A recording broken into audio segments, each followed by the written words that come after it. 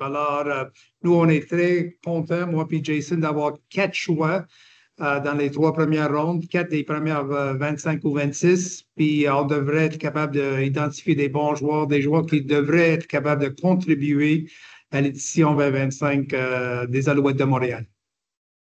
On comprend évidemment que les partisans sont très intrigués cette année par le fait qu'il y a des corps arrière québécois qui sont disponibles. Peux-tu me donner un petit rapport, là, sans aller dans les secrets, mais comment tu perçois Desjardins et Sénécal?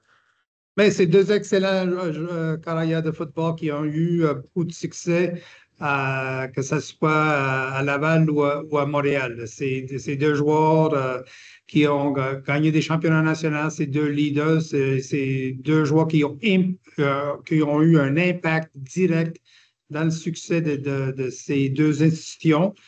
Puis on a hâte de les voir compétitionner cette fin de semaine. On est passé en entrevue à un moment donné.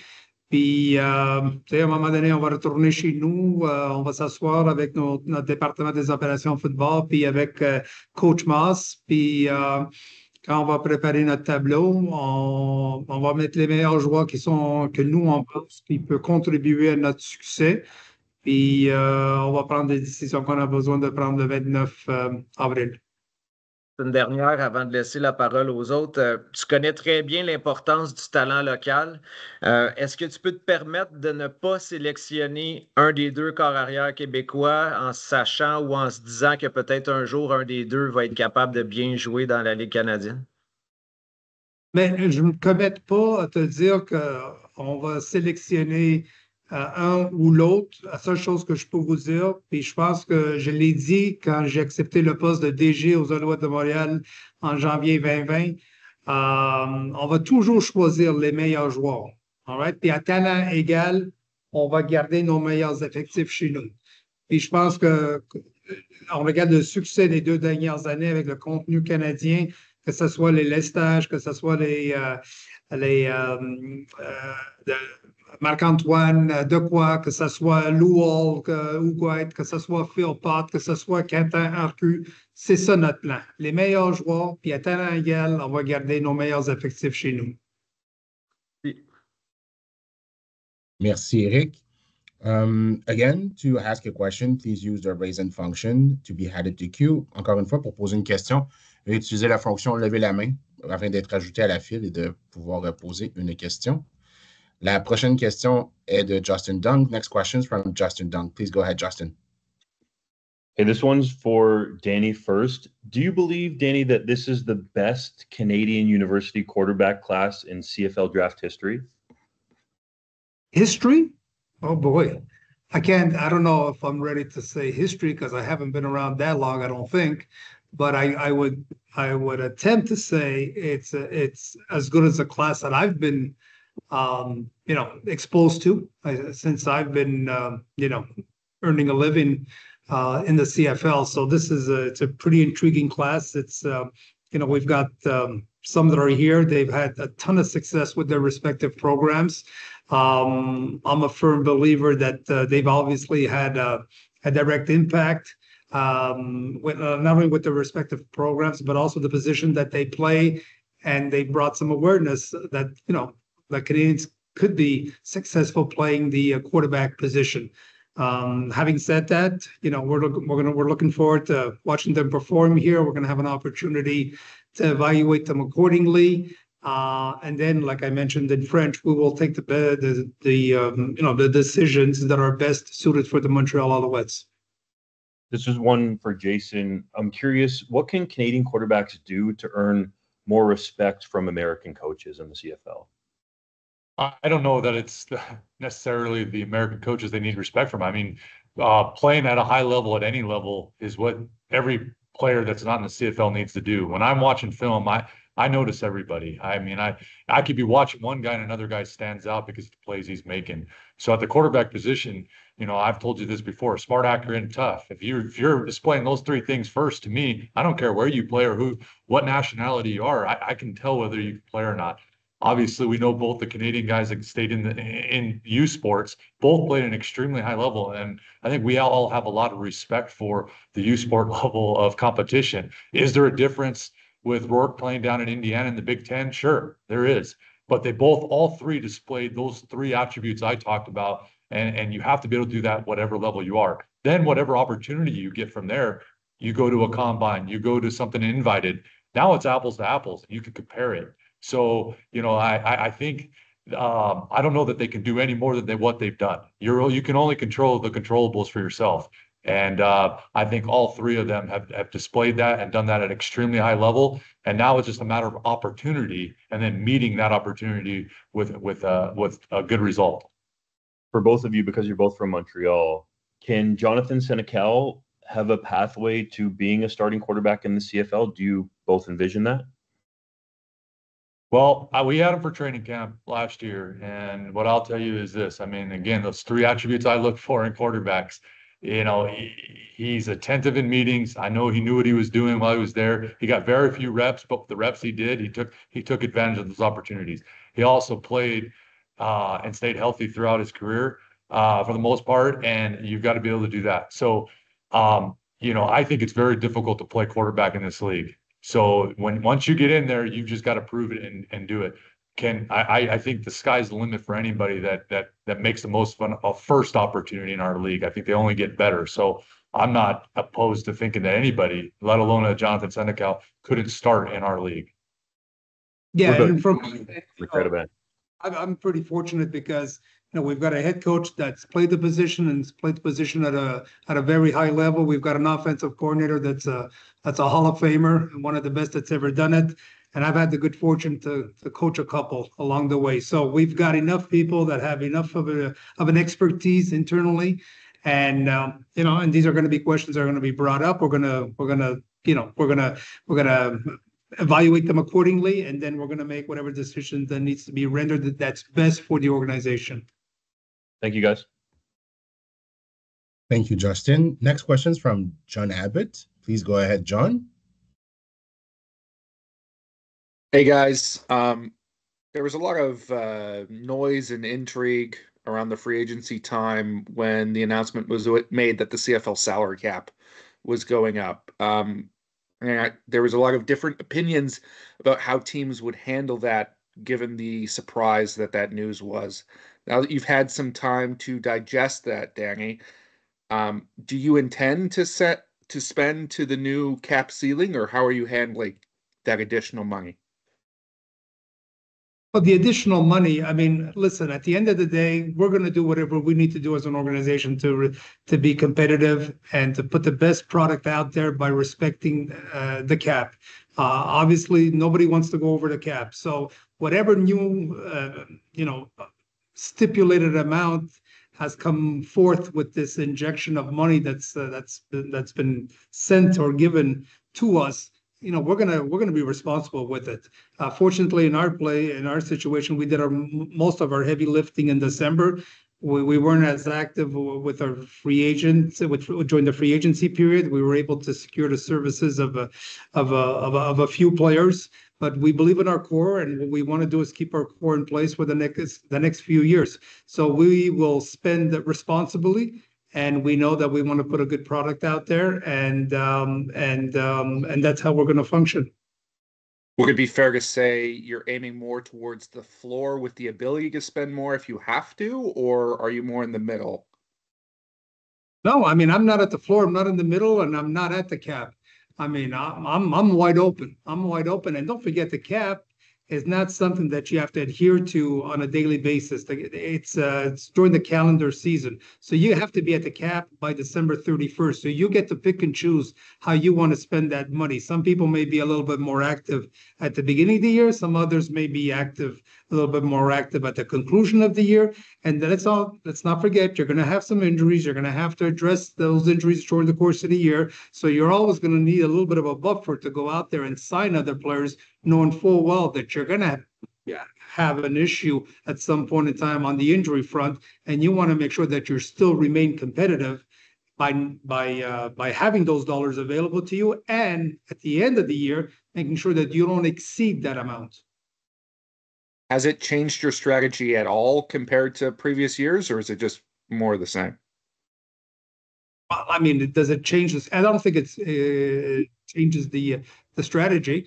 I mean, the reality is, in 2023, when we won the Grey Cup, we had the lowest payroll in the CFL. So it could be done. It could be done. And I'm not sure just yet, but I think we had the lowest payroll last year in 2024, and we won 12 games. So could it be done? I think at the end of the day, scouting is important, coaching is important, and believing in your people is extremely important. So those are the criteria that we've got before us, and we're not going to change the way we're going to operate, given the fact that we've got a few more dollars. It's just how we're going to spend them. That's what it comes down to.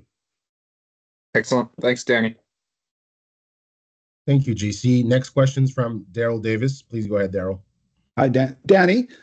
We kind of looked this week that you're shopping for Canadians, and we're hearing a lot these days about Canadians shopping for Canadian products. And I realize Canadian players are getting better. Their talent is better. They play a huge role in the teams. Do you ever foresee a time when the CFL will be less reliant on American players, coaches, and other people throughout the league?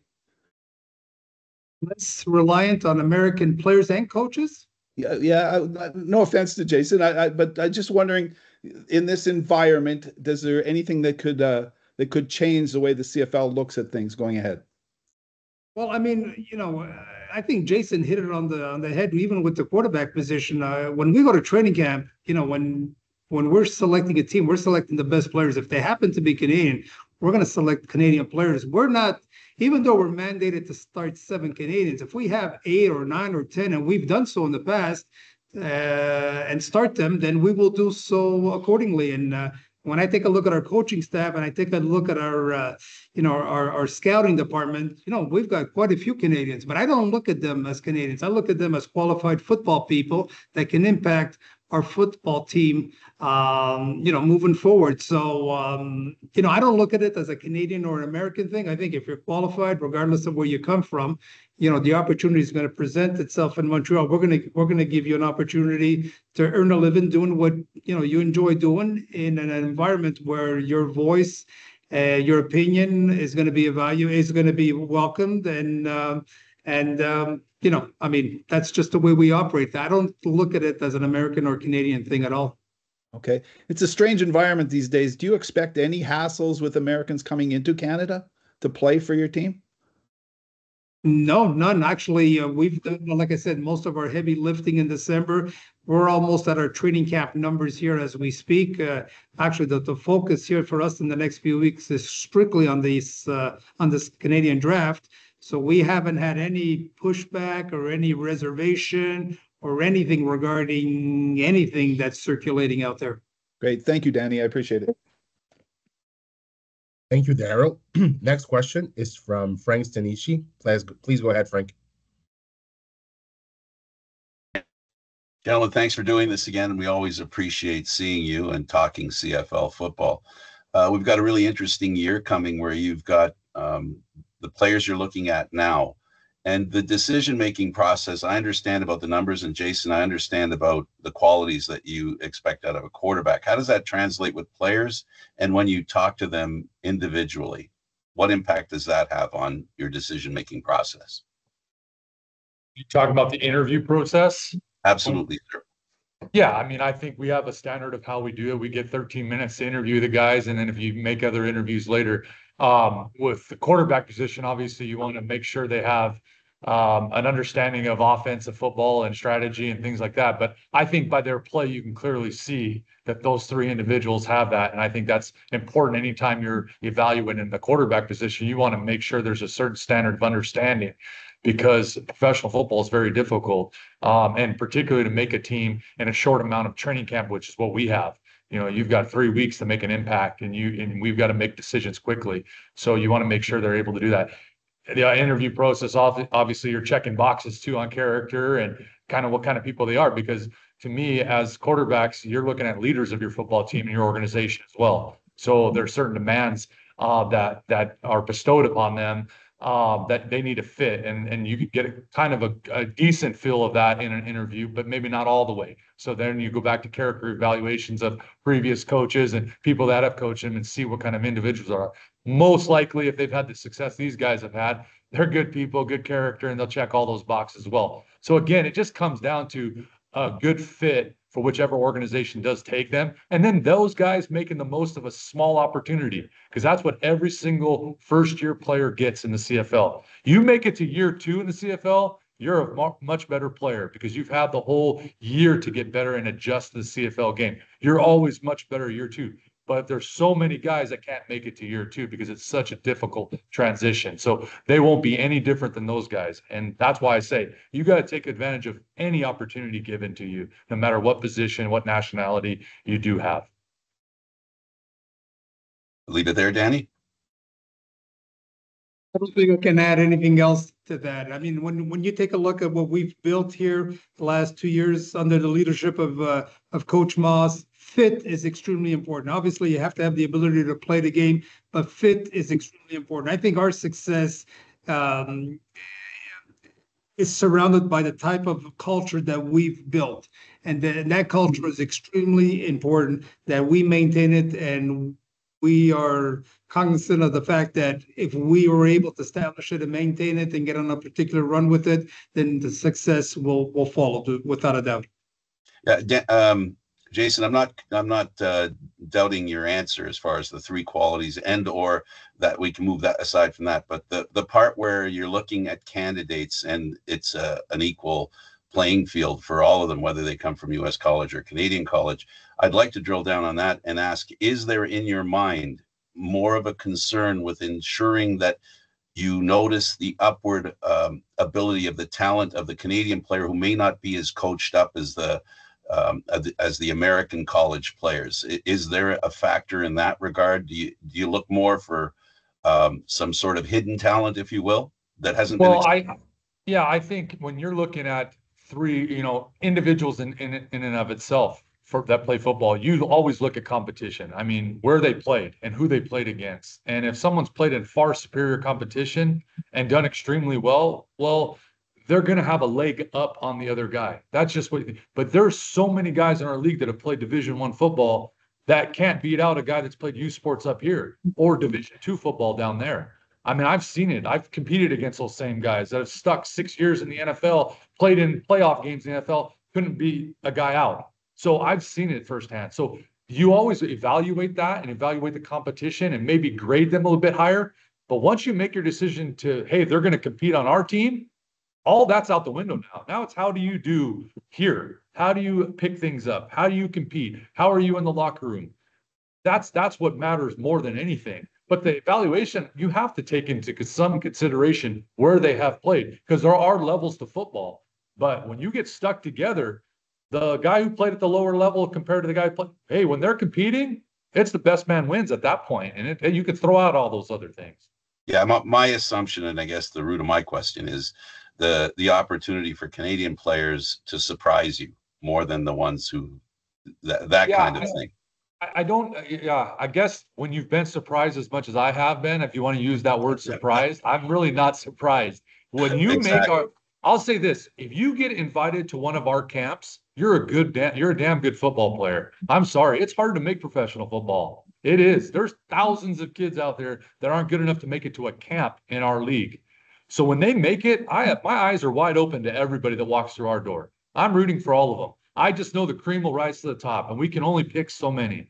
So at that point, I could care less where they come from, because I have been. I mean, shoot, when you first get up here, you don't understand that. But once you have years of experience up here, you realize there's good football played all over the world now, and it doesn't matter where you come from or who you played.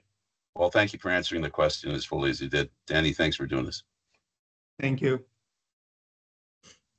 Thank you, Frank. Last question. La dernière question est d'Éric Leblanc. Vas-y, Éric. Oui, Danny, au début du mois, on est allé à Québec, on a croisé Sean Lemon. Il semblait très optimiste à l'idée de pouvoir jouer en 2025. Premièrement, est-ce que tu partages son avis? Et deuxièmement, est-ce qu'il y a du nouveau dans ce dossier-là? Je lui souhaite qu'il va avoir l'opportunité de jouer en 2025. Comme vous êtes déjà au courant, il est encore suspendu. Je dirais, Éric, qu'avec le nouveau commissaire qui va prendre sa place, que ce soit dans les prochaines semaines ou dans les prochains mois, je pense que ça va être un dossier à lui d'adresser puis de régler. Puis rendu là, on va voir où ça va nous amener. Je sais que Sean travaille fort. Dans son avis, c'est qu'il va être de retour. Il ne sait pas quand, si c'est la deuxième moitié de la saison ou est-ce que ça va être à la fin de la saison, les séries éliminatoires, je ne le sais pas. Mais ça, c'est un dossier qui appartient à la Ligue canadienne. On va voir la décision qu'ils vont prendre. Puis rendu là, on va voir où nous sommes rendus. Mais si lui, il souhaite de jouer, mais j'espère que ça va être le cas dans sa situation. Merci à vous deux. Merci, Eric. Jason, Danny, thank you.